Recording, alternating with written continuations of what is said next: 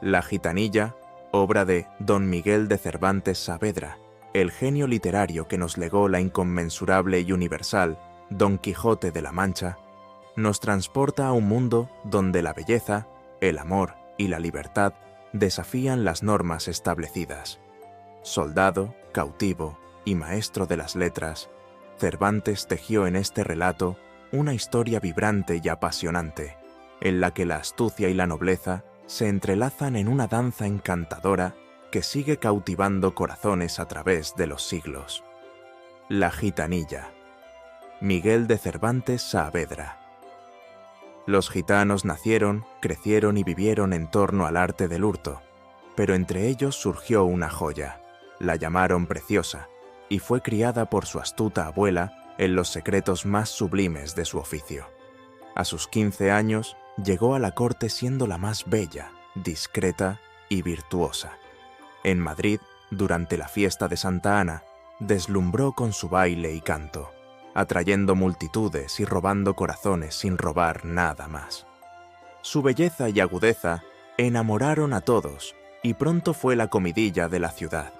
Nunca cantó versos lascivos, manteniendo su honra intacta, mientras su abuela recolectó las monedas llovidas por los encantos de la joven. Ante tantos aplausos y aclamaciones, un teniente de la villa, intrigado, mandó a Preciosa y sus gitanillas a su casa, deseando que su esposa también disfrutase de tan insólito talento. Un paje entregó a Preciosa un papel con un romance, prometiéndole más si lo cantaba. Preciosa, astuta, respondió que aceptaría siempre y cuando fueran honestos. Al avanzar por la calle, unos caballeros las invitaron a entrar. Preciosa, confiada, accedió, pese a las dudas de sus compañeras. Dentro, uno de los caballeros encontró un escudo de oro en el papel y se lo dio a la gitanilla, quien bromeó sobre la rareza de un poeta generoso. Al leer el romance, todos quedaron admirados por su ingenio y donaire. Luego, en casa de doña Clara, Preciosa deslumbró a las damas presentes con su hermosura y talento para la adivinación, sacando sonrisas y prometiendo más revelaciones, a cambio de cruzar la palma con plata. Preciosa acabó su buenaventura y dejó a todas las damas deseosas de más. Las citó para el próximo viernes, prometiéndoles que llevaran reales de plata para las cruces. El teniente, admirado, quiso recompensarla, pero, tras buscar en sus bolsillos, no halló un cuarto. Doña Clara, en tono de broma, también confesó su falta de monedas. Preciosa, siempre ingeniosa, replicó que volvería, pero sin esperar nada a cambio. Al partir, un joven galante apareció en el camino, confesando a Preciosa su amor y noble linaje. Ella, cauta y sabia, le respondió que solo entregaría su virginidad bajo el lazo del matrimonio y tras 2 años en los que él debería vivir como gitano, para probar la sinceridad de sus intenciones. Sorprendido y reflexivo, el joven quedó pasmado ante la astucia y el carácter de la gitanilla. Preciosa escuchó la propuesta del joven galán, quien, enamorado, prometió dejar su vida y vestirse de gitano por ella. Ella, cauta, le pidió tiempo y que volviera en 8 días para demostrar su intención. El galán, decidido, accedió y le entregó una bolsa de 100 escudos, que Preciosa rechazó inicialmente, pero su abuela, más práctica, los aceptó, alegando que, en su oficio, siempre conviene tener algo para sobornar a la justicia. Despidióse el caballero, prometiendo regresar convertido en Andrés Caballero. Preciosa, algo conmovida, siguió su camino. Más tarde, se cruzó con el paje poeta, quien le dio otro romance junto a un escudo, aunque ella prefirió quedarse solo con los versos, rechazando el oro.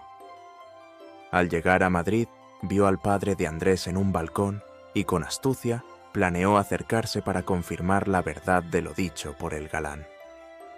Al llegar Preciosa y sus compañeras a la casa, el padre de Andrés las recibió con halagos. Andrés, al ver a Preciosa, palideció de celos al descubrir que ella tenía un papel de otro admirador. Preciosa, al notar su turbación, le susurró palabras al oído para calmarle, recordándole que un gitano debía ser fuerte. En medio de la confusión, se cayó el papel con un soneto que el caballero presente leyó en voz alta, llenando de dudas el corazón de Andrés. Sin embargo, Preciosa, ingeniosa, y con su desparpajo habitual, tranquilizó a todos con su donaire, recogiendo el doblón que le dieron como premio por su arte y prometiendo repartirlo con sus compañeras.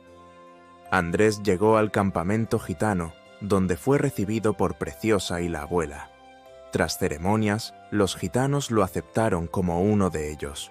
Un anciano gitano le ofreció a Preciosa como esposa o amiga, según su deseo, pues la vida gitana no seguía las ceremonias ni los celos del mundo exterior. Andrés, decidido, proclamó que dejaba su vida anterior por amor a Preciosa. Sin embargo, ella, fiel a su promesa, reiteró que solo sería su esposa tras cumplir las condiciones previas, vivir 2 años como gitano y demostrar su lealtad. Andrés aceptó, reafirmando su amor y disposición a cumplir con todo, mientras Preciosa lo miraba con ternura, aunque aún cauta. Preciosa impuso a Andrés la condición de vivir como gitano durante 2 años antes de aceptarle como esposo, para evitar engaños y arrepentimientos. Andrés, enamorado, aceptó, aunque pidió que le eximieran de robar durante el primer mes. Tras ceremonias, fue aceptado por los gitanos, quienes celebraron su generosidad al repartir entre todos 200 escudos. Andrés acompañó a Preciosa como su fiel escudero, dejando atrás su vida anterior. A pesar de intentar vivir como ladrón, su nobleza le hacía devolver de su dinero lo que sus compañeros robaban. Ante la presión del grupo, decidió robar solo, aunque compraba objetos para aparentar que los hurtaba, cuidando su conciencia. En poco tiempo, aportó más ganancias que varios gitanos juntos, pero Preciosa, aunque feliz, temía que una desgracia los alcanzara. Andrés y Preciosa, tras un mes de vida gitana, encontraron a un misterioso joven herido por los perros del campamento. Preciosa reconoció al mozo como el poeta que le había dado un soneto en Madrid. Andrés, celoso, sospechó que él también estaba tras el amor de Preciosa. Sin embargo, ella lo calmó, asegurándole que no ocultaba nada y que, si era necesario, expulsarían al desconocido. Al día siguiente, Andrés interrogó al joven, que se presentó como Alonso Hurtado y dijo dirigirse a la Peña de Francia. Pero sus palabras parecían sospechosas a Andrés, quien le instó a decir la verdad. Con su agudo ingenio, Andrés adivinó que era el mismo poeta que conocieron en Madrid y le aseguró que estaba en un lugar seguro, ganándose su confianza para que revelara su verdadera intención. Andrés sospechó que el herido había venido tras Preciosa, pero el joven, llamado Clemente, le confesó que huía por un crimen involuntario en Madrid. Había matado a 2 hombres en defensa de un amigo, y ahora buscaba llegar a Sevilla para embarcarse a Italia. Andrés, aliviado de que no fuera por amor a Preciosa, aceptó ayudarle. Clemente ofreció 100 escudos por su protección, lo que hizo que los gitanos le acogieran de buena gana. Sin embargo, tanto Andrés como Preciosa desconfiaban de su presencia. Aún así, Andrés le tomó como compañero para vigilarlo mejor, mientras Clemente se adaptaba a la vida gitana con gracia, ganándose el respeto del grupo. Andrés y Clemente viajaron con los gitanos hacia Murcia, ganando fama por su destreza en los desafíos.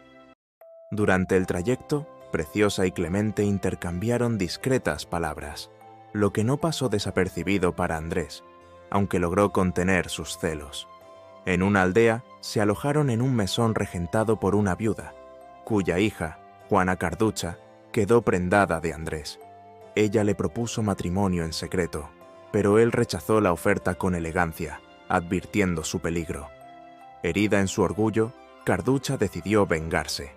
Colocó sus joyas en los bultos de Andrés y, al partir el grupo, acusó a los gitanos de robo. La justicia los detuvo y, Cuando empezaron a revisar los envoltorios, la carducha señaló directamente a Andrés, sembrando la sospecha. Andrés, acusado injustamente por la traición de Juana Carducha, fue arrestado.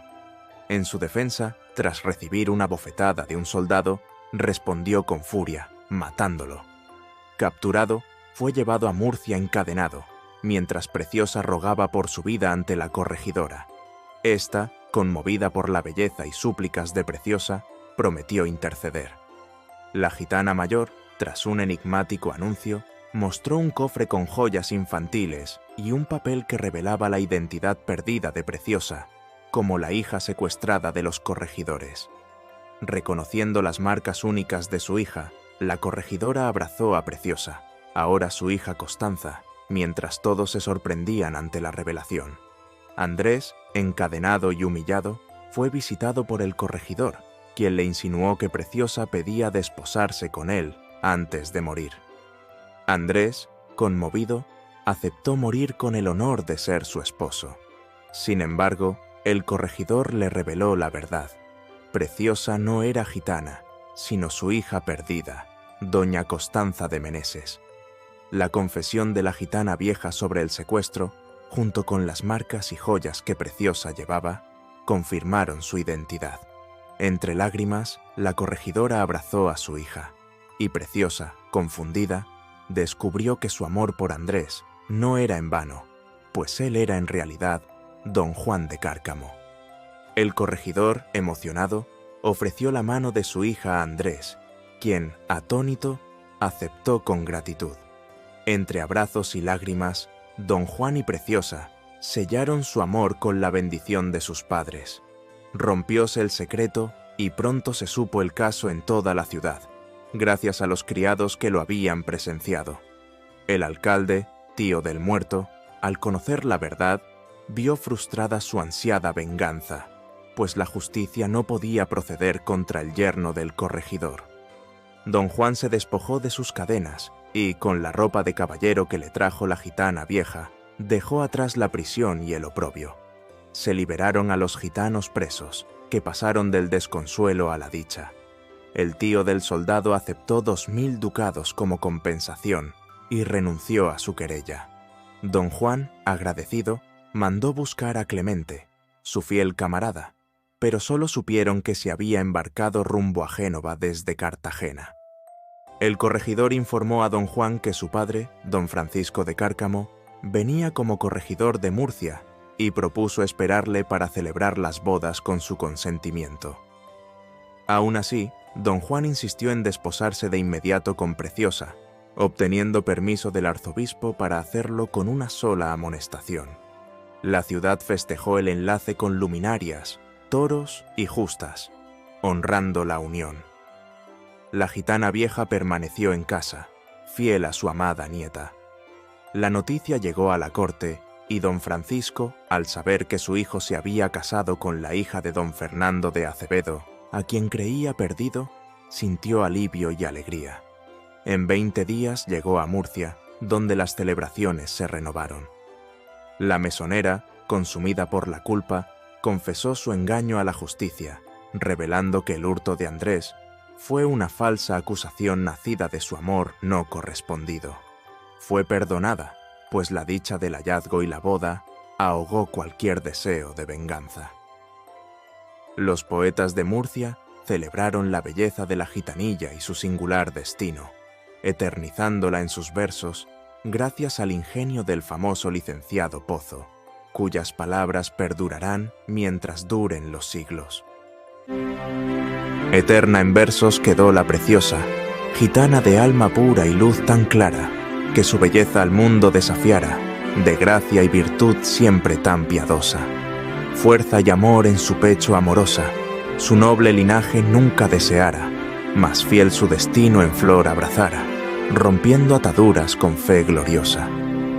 Murcia celebra sus galas divinas, los poetas en cantos la ensalzaron, de su fiel amor no hay quien se resigne. Que siglos después, los cielos declinan ante la belleza que conquistaron, dos almas que el amor unió sin firme.